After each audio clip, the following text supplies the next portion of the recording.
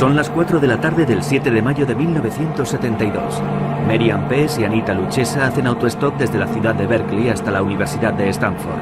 Un coche se detiene. El hombre que lo conduce se ofrece a llevarlas a su destino.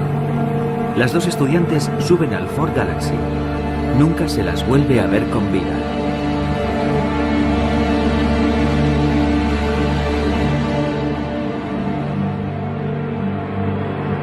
Más tarde, el 14 de septiembre del mismo año, una joven de 15 años llamada Aiko Koo desaparece en las mismas circunstancias mientras hace autostop para acudir a una clase de baile en San Francisco. Casi 4 meses después, el 8 de enero de 1973, Cynthia Schall desaparece en la carretera que conduce a la Universidad de California en Santa Cruz. Un mes más tarde, el 5 de febrero, en la misma carretera, Rosalind Thorpe y Alice Liu desaparecen. En un lapso de 6 meses, Edmund Kempa, el ogro de Santa Cruz, golpea 6 veces.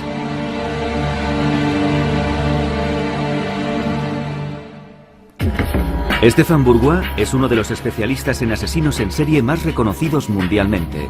En una carrera de 30 años ha entrevistado a alrededor de 60 asesinos en todo el mundo. El 8 de noviembre de 1991 se reúne con Edmund Kempa en la sala de entrevistas de la penitenciaría de Vacaville en California. El hombre que se presenta ante Stefan Bourgois es un gigante con un peso de 130 kilos y 2,15 metros de altura. Con 43 años de edad, lleva en prisión 18, cumpliendo 8 condenas por asesinato.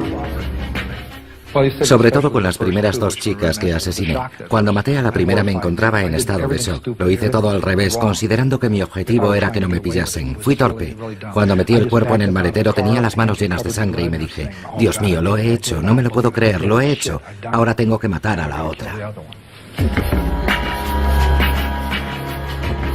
Enseguida se muestra confiado con Stefan y relata despreocupadamente los horrores que cometió, que por desgracia no eran los primeros. Edmund Emil Kempa III nació en 1948 en Burbank, una ciudad del extrarradio en expansión de Los Ángeles. 9 años después, sus padres ponen fin a una tormentosa relación y su madre decide abandonar California para trasladarse a Montana con sus 3 hijos.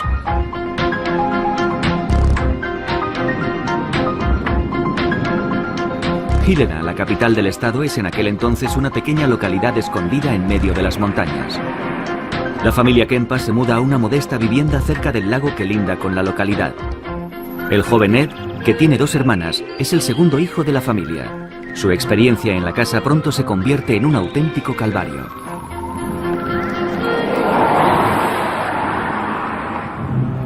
Su madre, Clarnell, con una impresionante estatura, hace gala de una estricta disciplina. Dirige todo el odio que siente por su exmarido hacia la única presencia masculina en la casa. Las hermanas de Edmund, que también lo maltratan, tienen su propia habitación. Ed debe contentarse con una cama improvisada en el sótano. Mi madre y mis hermanas se iban a dormir arriba, donde yo dormía antes, arriba. Yo tenía que bajar al sótano. Y un niño de 8 años no es capaz de comprender esa diferenciación. ¿Por qué me mandan a mí al sótano? ¿Voy a ir al infierno o voy a ir al cielo? Arriba está el salón y yo tengo que irme abajo con los demonios, los monstruos y los fantasmas que me aterrorizan. Pero ellas no. Harold Cartwright es abogado. Designado por el tribunal durante el juicio de Kempa, fue investigador de la defensa. Él se acordaba de aquella época y me la describió como uno de los peores periodos de su vida. Sus hermanas eran más mayores y se metían con él y todo eso, como suele ocurrir entre hermanos. Nada que fuese más allá. Y su madre era una persona muy verbal. Nunca lo maltrató físicamente, pero en su opinión sí lo hizo verbalmente. La madre del joven Edmund lo humillaba constantemente.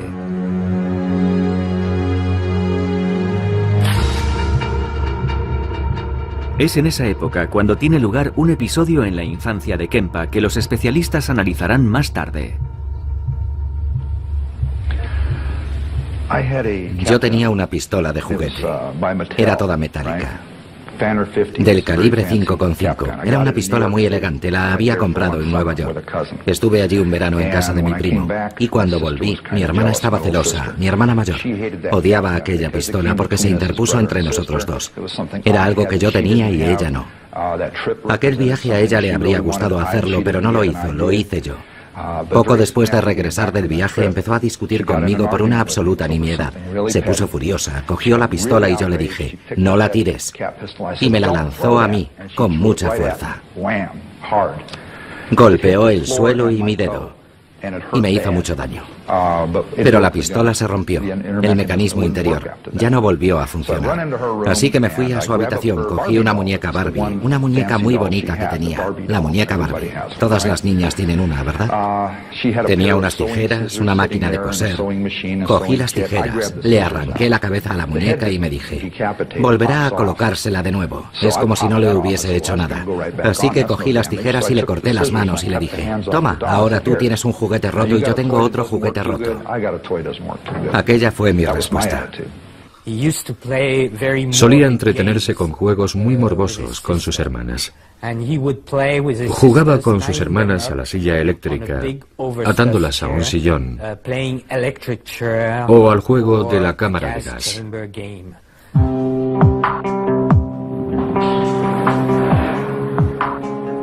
Pasan los meses y los años en Helena, y en la casa familiar el joven Edmund sueña con su padre ausente cuyo recuerdo le persigue. Pese a su aversión hacia los hombres, su madre, Clarnell, vuelve a casarse. Kempa, que no soporta más a su madre, decide escaparse a California. Solo tiene un objetivo en mente, reunirse con su padre. Pero el joven Kempa sufrirá otra decepción. Para empezar, yo no fui allí, me dejaron allí. Me llevaron a casa de mi padre en Los Ángeles a pasar las Navidades. Fuimos a las montañas y me dejaron allí. Tuve roces con mi hermanastro y con mi madrastra. Yo no les interesaba y no me querían. Ellos estaban construyendo una nueva familia y yo estaba desesperado porque nunca había tenido a mi padre a mi lado. Necesitaba su aprobación, su reconocimiento. Pero todos actuamos con codicia y desesperación. Nos peleábamos constantemente, había muchos roces y él no pudo soportarlo, así que se libró de mí. Yo pertenecía a su antigua familia, que había terminado en fracaso. Rechazado en todas partes, sus padres deciden dejarlo en manos de sus abuelos maternos, que viven en una apartada zona de California, en un lugar cerca del parque de Yosemite. Kempa y su padre viajan en coche hasta la localidad de North Fork.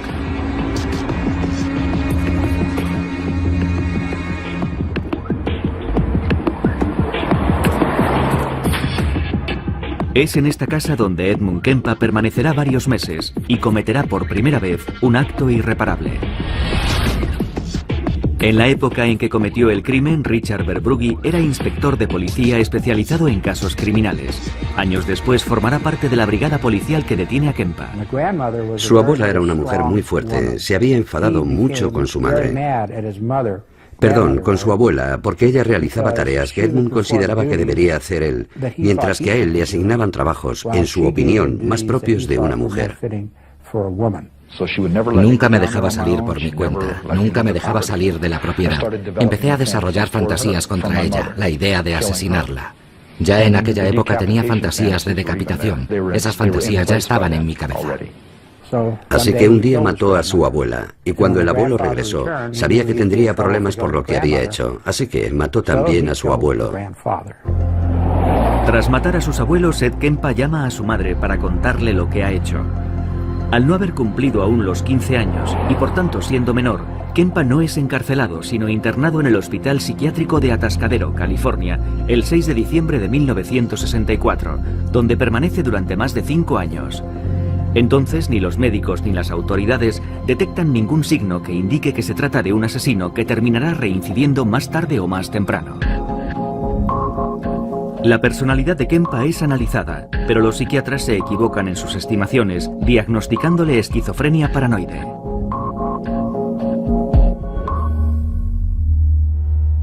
La costa opuesta de los Estados Unidos, Eustis, Florida, una ciudad situada al norte de Orlando. Es 25 de noviembre de 1996.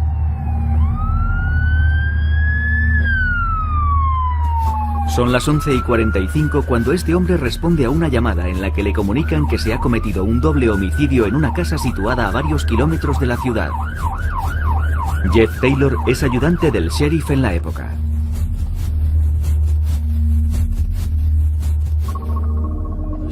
Por la línea de comunicación de la oficina del sheriff, la línea 911, recibimos una llamada de emergencia comunicándonos que una niña había encontrado a sus padres muertos en su vivienda.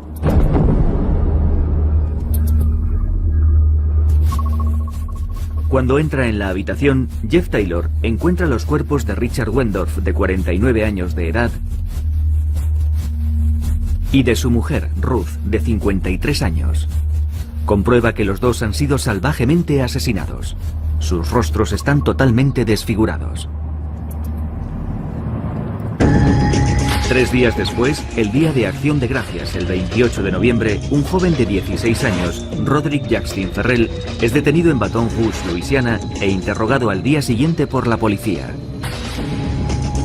El joven Roderick Ferrell describe con pasmosa y desconcertante tranquilidad el doble asesinato que cometió 3 días antes. Tenía la palanca en la mano por si se abalanzaba sobre mí, golpearle con todas mis fuerzas. Y lo que ocurrió fue que dio media vuelta e intentó levantarse del sofá, así que empecé a golpearle. Y no paré porque seguía respirando, así que seguí golpeándolo, y sintiendo placer mientras lo hacía. ¿Estaba sentado o tumbado mientras eso sucedía? No, tumbado porque estaba inconsciente. Estaba tumbado en el sofá. Se dio media vuelta y cuando intentó levantarse, ¡pum!, le golpeé en la sien. Le dejé seco. Y como estaba inconsciente, pensé, ahora o nunca, porque si se levanta me va a matar. Así que le golpeé hasta que murió y entonces... ¿Le golpeaste en algún otro lugar con la palanca o solo en la cabeza? Le golpeé una vez en el pecho porque no dejaba de respirar, así que le golpeé en el corazón. ¿En el corazón? Cogí la palanca y ¡pum! ¿Para acabar de una vez? La cabeza del señor Wendorf parecía una hamburguesa cruda porque tenía la cabeza y el cráneo completamente destrozados. Richard Wendorf está durmiendo en el sofá del salón cuando Ferrell le golpea 40 veces en el rostro con una palanca. Luego se dirige a la cocina y se encuentra con su mujer, que al comprender que va a agredirla, le arroja una taza de café a la cara antes de atacarle con todas sus fuerzas. Estaba en la cocina y me tiró el café. Me puso perdido. Luego me clavó las uñas en la cara y me agarró la muñeca. Entonces cogí la palanca y empecé a golpearla en la parte posterior del cráneo. ¿Ella intentó huir en aquel momento? Ella se agarraba a mí. Me había clavado las uñas en la cara y no pensaba parar de golpearla hasta que me soltase. ¿Y dónde la golpeaste primero? ¿En la parte posterior de la cabeza o en la cara? La golpeé una vez aquí y luego en la parte posterior del cráneo y le hice el agujero grande que se ve en las fotos. No las he visto. Continúa. Bueno, el caso es que el café apestaba y me enfadé. Así que le di una patada. La derribé y empecé a golpearla hasta que dejó de respirar. El vampiro de Kentucky, como ha sido apodado por los medios, fue condenado a la silla eléctrica el 27 de febrero de 1998 y tras 3 años de espera en el corredor de la muerte, se conmutó su sentencia a cadena perpetua debido a su edad en el momento en que sucedieron los hechos. Como ocurrió con Edmund Kempa y como sucede con la mayoría de los asesinos en serie, es con toda seguridad un suceso acontecido durante la infancia de Ferrell lo que configurará más tarde la personalidad de un asesino, el comienzo de su desviación. Su madre, Sondra Gibson, tenía 17 años cuando nació Roderick. Era inmadura e inestable. Su padre se esfumó 3 semanas después de su nacimiento. Su padre se marchó cuando tenía 3 semanas de edad. En aquel momento nos separamos. Prácticamente no tuvo relación con su padre, Rick. Vino a verle 2 o 3 veces y eso fue todo. ¿2 o 3 veces? ¿Durante cuántos? En toda su vida. El joven Rod es, en consecuencia, educado por sus abuelos. Un matrimonio muy religioso, pero también, como van a comprobar a continuación, totalmente depravado. Habla usted de celebraciones de misas negras. ¿Puede hablarnos del nombre de ese grupo y de qué ocurría? ¿Cuáles son sus recuerdos de aquello? ¿Qué hacían? En lo que se refiere a las misas negras, existen dos tipos que yo sepa. Uno de ellos, por supuesto, pertenece a la iglesia satánica, Anton LaVey, etc. Y el otro es un grupo menos organizado. No tiene un nombre propiamente dicho que se conozca por ahí. Pero las prácticas de ambos cultos son absolutamente diferentes. En mi opinión, la iglesia de Anton LaVey se parece más a los cristianos modernos. No se hacen sacrificios. Es una religión más dogmática que de fe. Mientras que la otra misa negra es más puritana. Cree en las viejas tradiciones, los sacrificios, rituales sangrientos y ese tipo de cosas. ¿Le hicieron participar en aquellos rituales? Participé en un par de ellos,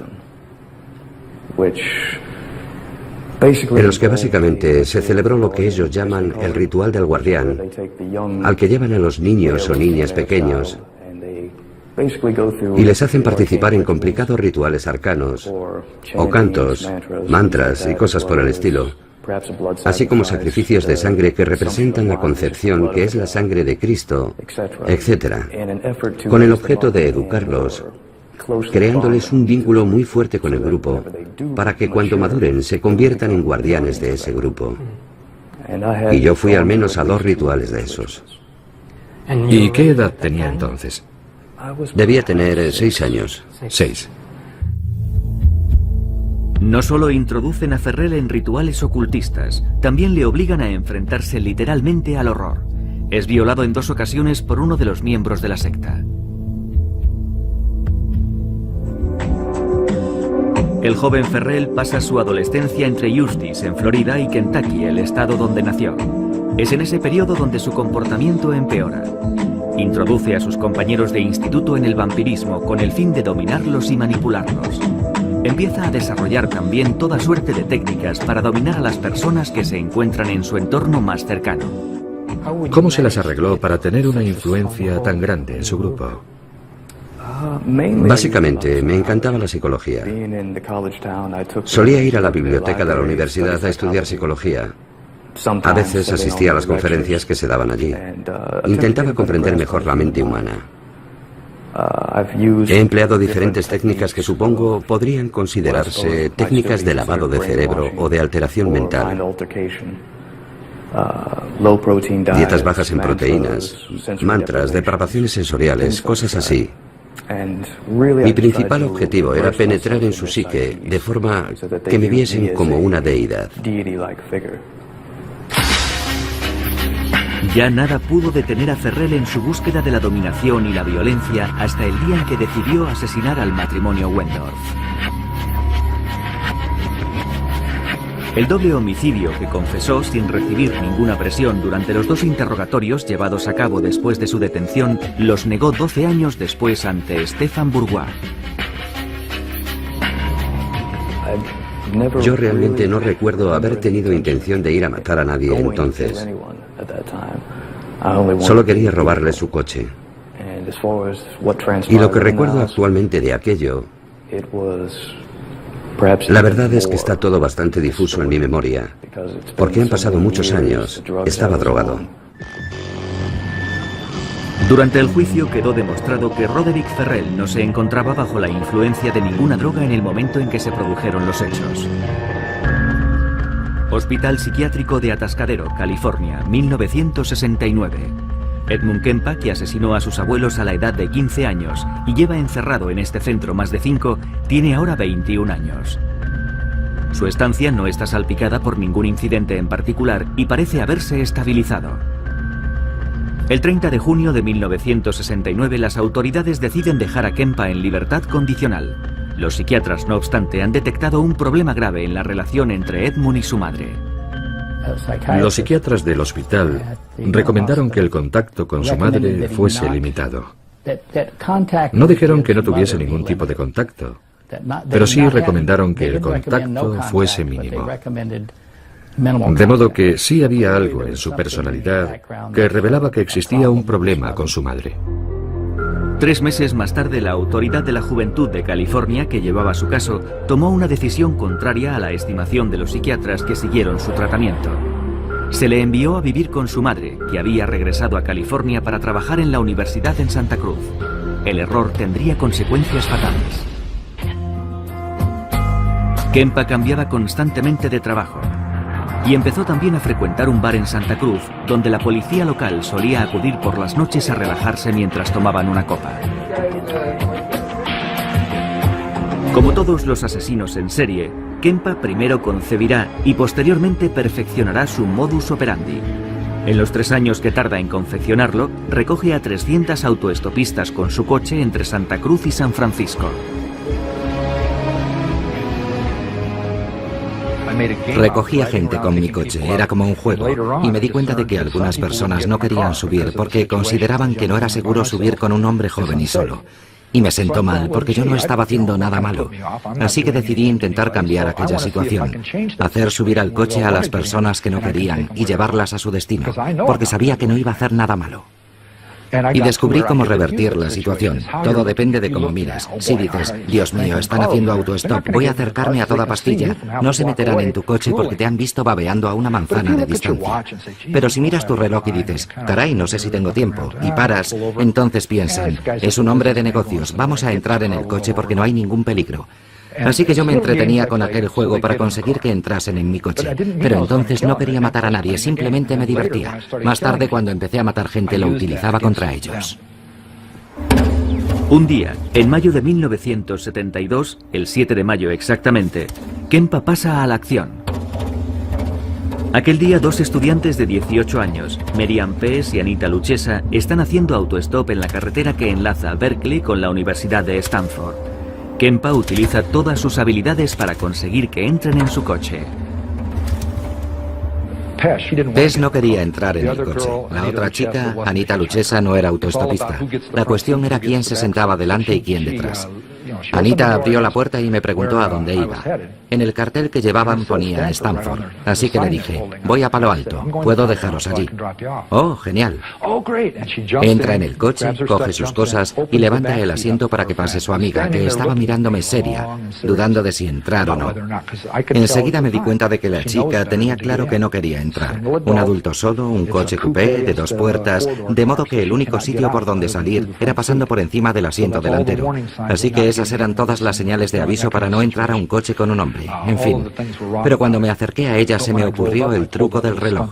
¿Tengo tiempo? Al hacer ese gesto la chica pensó, este tío es un calzonazos, es totalmente inofensivo. Y entró en el coche. Mickey Alufi es uno de los detectives de policía de Santa Cruz que más tarde detendrán a Kempa. Cuando cogía a las autoestopistas, montaban en el coche por la puerta del pasajero y él les decía, creo que la puerta está mal cerrada. Entonces alargaba el brazo, abría de nuevo la puerta y la volvía a cerrar. Sin embargo, el tipo de coche que conducía tenía una manilla de seguridad en el reposabrazos y cuando cerraba la puerta, se bajaba un pestillo que impedía que nadie pudiese salir por la puerta. Ya no se podía manipular la manilla. Y cuando eso ocurría, me dijo, ya no tenían escapatoria. Kempa mató a las 2 estudiantes a puñaladas antes de decapitarlas y deshacerse de los cadáveres, que enterró en las colinas que dominan Santa Cruz, no sin antes violar sus cuerpos.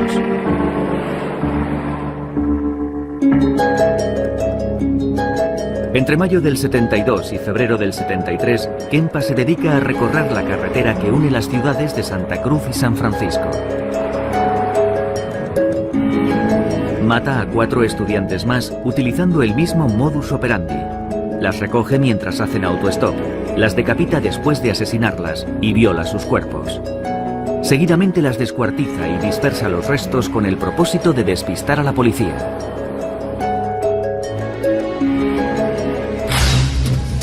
Sin embargo, un mes después pone fin a esta cadena de asesinatos y decide perdonar la vida de 2 chicas jóvenes que recoge en su coche. El viernes siguiente volví a Santa Cruz por la tarde. Estuve bebiendo hasta por la noche y me quedé dormido hasta que llegó mi madre, momento en el que me desperté. Y las últimas palabras que intercambiamos no fueron una discusión. Entré en su dormitorio para hablar con ella. No quiero que se interprete esto como un intento por mi parte de buscar una excusa que justifique su muerte. Lo que quiero decir es que esperaba que ella pudiese decirme algo y acabar con toda aquella mierda. El niño que había dentro de mí tan solo deseaba escuchar aquellas palabras y dejarlo todo. Recuerdo que ella estaba leyendo un libro. Lo soltó bruscamente sobre su regazo y me dijo: «Dios santo, no pensarás quedarte ahí hablando toda la noche». Era una de sus frases favoritas cuando yo llegaba tarde con ganas de hablar. Normalmente en circunstancias parecidas yo hubiese dado media vuelta, le hubiese dicho no y me habría marchado. Ella habría sido consciente de que había herido mis sentimientos y al día siguiente nos habríamos hablado otra vez, pero yo sabía que no íbamos a volver a hablar. Regresé a mi cuarto y me eché en la cama sabiendo que no iba a dormir. Permanecí tumbado unas 3 o 4 horas, hasta eso de las 4 o 5 de la mañana. Pasadas las 5, volví empuñando un martillo y le aplasté el cráneo. Y luego la degollé. Después de matar a su madre, Kempa asesinó a la mejor amiga de esta, que trabajaba con ella en la Universidad de Santa Cruz. Luego decide abandonar la ciudad.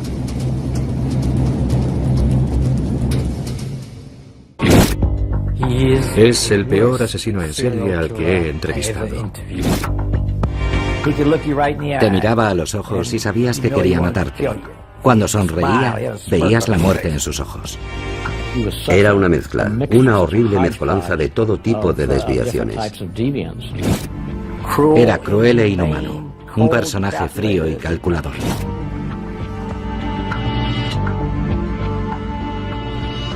¿De qué se le acusa? Me acusan de haber matado a 34 mujeres.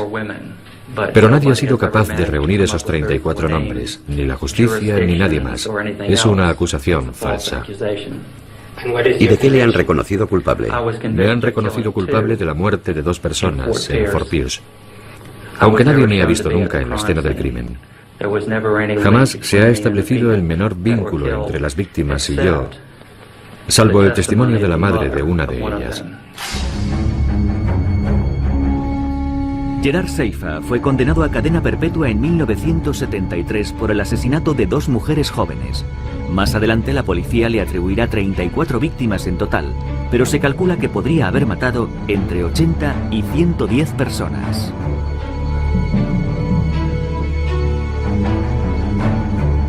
En 1972, Robert Crowder ya era sheriff del condado de Martin en Florida. Conocí a Gerard Seifa cuando se presentó como candidato al puesto de ayudante del sheriff. En ese momento era agente de policía en Wilton Manor, Florida, en el condado de Broward. Y buscaba el puesto de ayudante del sheriff en otro condado. En aquella época tenía un aspecto completamente normal, más bien sanote. Cuando hablaba con la gente, se mostraba muy simpático. Incluso poseía un cierto carisma. Sin embargo, pronto nos dimos cuenta de que tras esa fachada se ocultaba algo bien distinto. Seifa se mudó a una casa situada a pocos kilómetros de la oficina del sheriff. Parecía la persona idónea para ocupar el puesto de ayudante del sheriff. Pero justo a los 28 días, Seifa cometió un grave error y fue desenmascarado por su superior. Era un sábado por la mañana y yo estaba cortando el césped. Sonó el teléfono, mi mujer me llamó y fui a cogerlo. Era Seifa.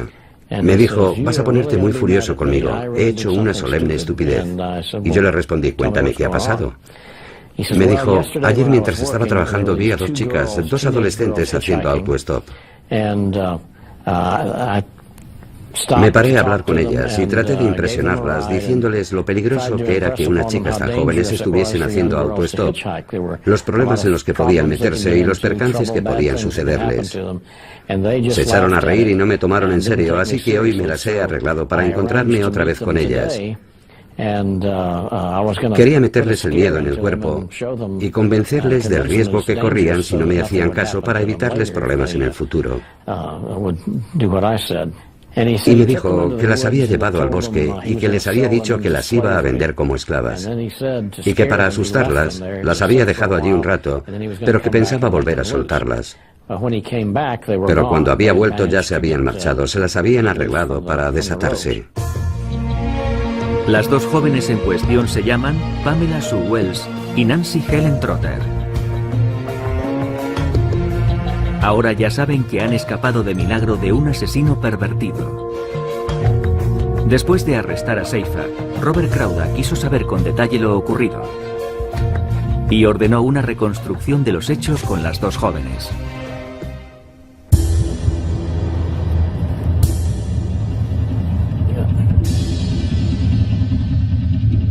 Lo que descubre le deja completamente helado.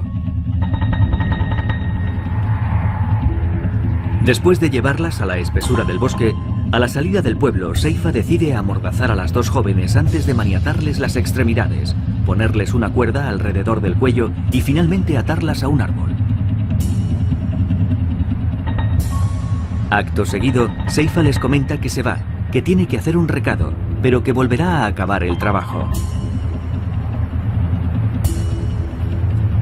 Les comunica que las va a matar, pero que antes las torturará. Sin embargo, durante su ausencia, las dos jóvenes consiguen soltarse y huir. Las dos jóvenes me contaron un poco más o menos la misma versión que me había contado Seifa. Le habían visto el día anterior y volvieron a coincidir con él al día siguiente, pero luego me dijeron que las había pellizcado en el culo y que les había tocado otras partes. Ya no recuerdo con exactitud todo lo que me describieron, y que empezaron a sentirse aterrorizadas cuando las ató al árbol y las dejó allí colgadas. Seifa es entonces detenido por su superior. A renglón seguido aparece un nuevo elemento que servirá para desenmascararlo definitivamente. Casi al mismo tiempo se descubren dos cuerpos en los alrededores de Vero Beach, en Fort Pierce para ser exactos.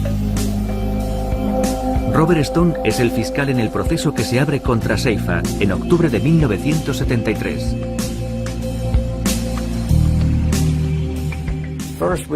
En principio pensamos que tal vez habíamos echado el guante a un asesino, pero entonces ocurrió que un señor mayor que andaba por el bosque recogiendo latas de hojalata, latas de aluminio, encontró por casualidad unos huesos y pensó que podían ser humanos.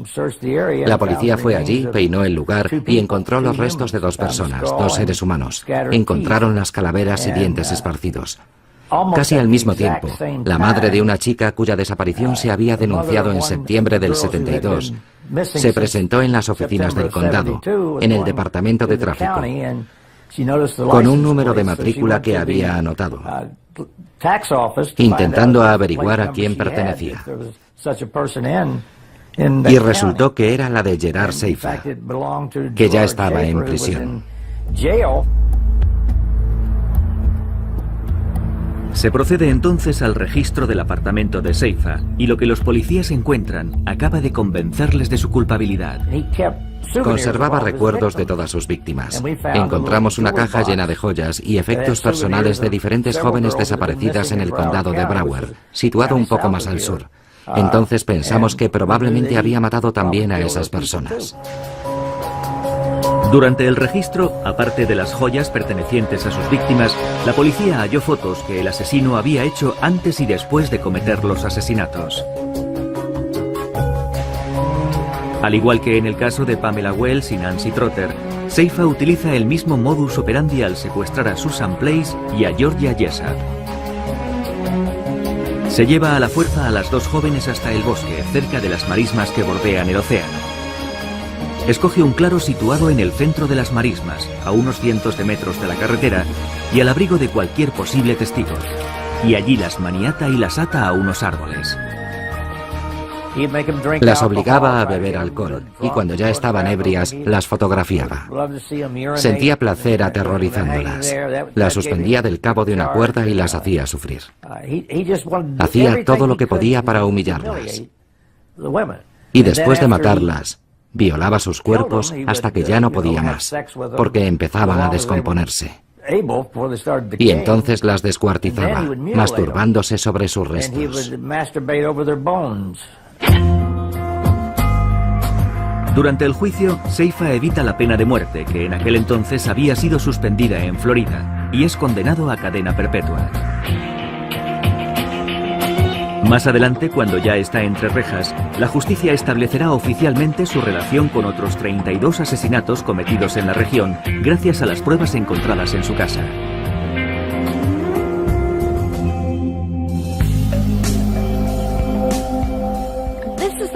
Esta es la casa en la que vivía Gerard Seifa cuando yo lo conocí en 1964.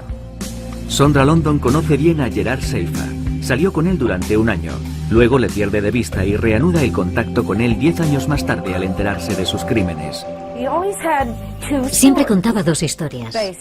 La primera era: soy el asesino en serie de mujeres más grande del siglo. La segunda era: soy inocente. Jamás he matado a nadie. Soy un honrado policía. Y recuerdo un momento memorable. Esta frase me la dijo muy lentamente. Me miró a los ojos y me dijo: tú no lo puedes comprender porque no eres un asesino en serie. Cuando le declararon culpable de los dos asesinatos, Robert Stone estableció su relación con los 34 asesinatos o desapariciones de mujeres hasta entonces sin resolver. Hablando con Seifa de esos otros casos, sugirió... Bueno, no lo sugirió. Escribió de su puño y letra en una carta que el número de sus crímenes oscilaba entre 80 y 110. Y él me comentaba muchas veces. Es verdaderamente horripilante, pero decía: ¿cómo definir un asesinato? Si tienes a una víctima y ésta se ahoga en su propio vómito, ¿se trata de un asesinato? Si matas a una mujer embarazada, ¿son dos asesinatos o solo uno? Y hacía la cuenta de sus crímenes, basándose en ese tipo de reflexiones.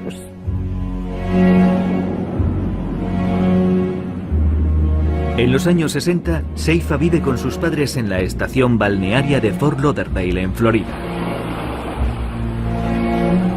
Desciende de una familia católica muy practicante. Siendo niño, Seifa empieza a detestar a su padre, que ha comenzado a serle infiel a su esposa, mientras que él mantiene una relación íntima con su madre. Se le permitía dormir en la cama de su madre, o mejor dicho, durmió en la cama de su madre hasta los 16 años. Cuando Stefan Bourgois le conoce en noviembre de 1991, Gerard Seifa lleva en la cárcel 18 años. Jamás ha confesado oficialmente sus crímenes. Desvelando a veces anécdotas sobre algunas de las desapariciones de mujeres jóvenes, se divierte jugando al ratón y al gato con la justicia cuando intentan arrancarle una confesión. Stefan utiliza entonces un método sinuoso para hacer que hable. Cuando interrogo a Gerard Seifa y él continúa en su postura inamovible reclamando su inocencia, decido adoptar una nueva estrategia que consiste en hacerle hablar de los asesinos en serie que son sus vecinos de celda, y especialmente del más célebre de todos ellos, Ted Bundy, que espera ser ejecutado en el corredor de la muerte de Florida. De modo que le hago las preguntas seleccionando aquellos rituales personales y modos operativos de los crímenes de Ted Bundy, que yo sé que coinciden con los suyos propios. Y entonces podrán constatar cómo efectivamente Seifa, entre líneas, me confiesa sus crímenes. ¿Reproducía él invariablemente sus crímenes? Bueno, yo no diría invariablemente. Me dijo que había seguido mi caso en las revistas de detectives y que había matado a 2 chicas en Washington para copiar los métodos, por así decirlo, que yo había empleado en los crímenes de Place y Jessup.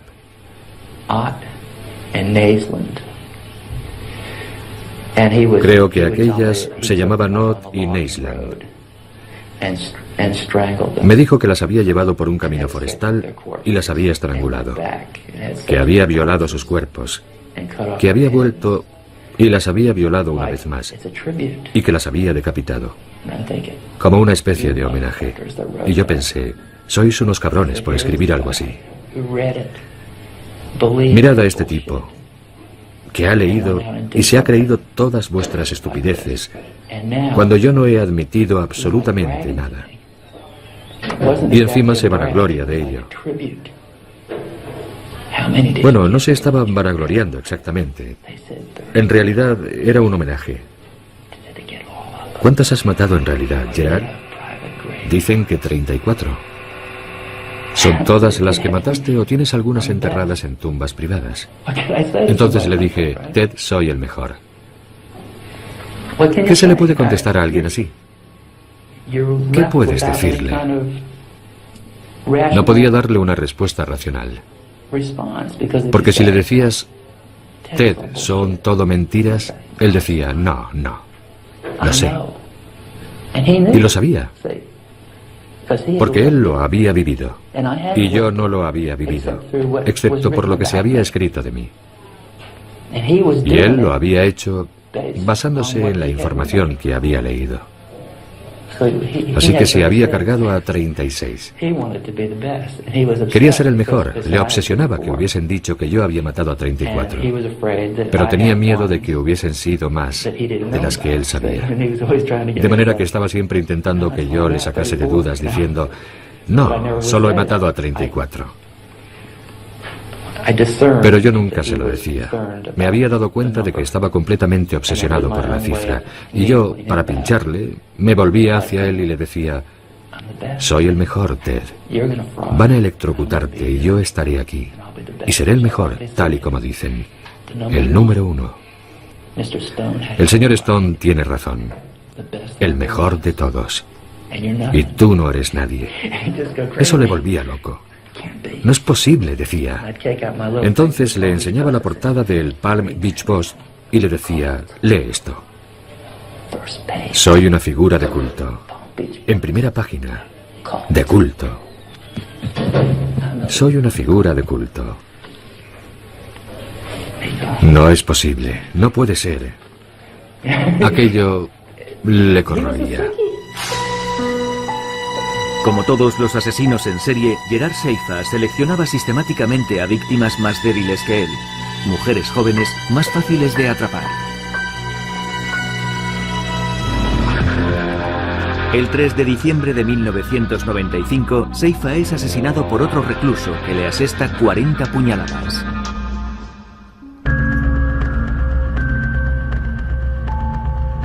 Estamos de nuevo en California, el fin de semana de Pascua de 1973. Edmund Kempa acaba de asesinar salvajemente a su madre y a una amiga de esta. Sintiéndose acorralado y asustado, Kempa decide emprender la huida. Sale de California y conduce día y noche tomando pastillas para mantenerse despierto.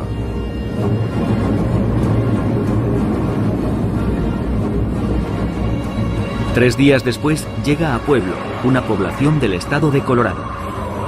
Agotado por el cansancio, detiene su coche en esta estación de servicio. Y caso rarísimo entre los asesinos en serie, decide entregarse. Intenta ponerse en contacto por teléfono con un conocido suyo de la policía de Santa Cruz para confesarle sus crímenes. Recibí la llamada hacia las 5 de la mañana.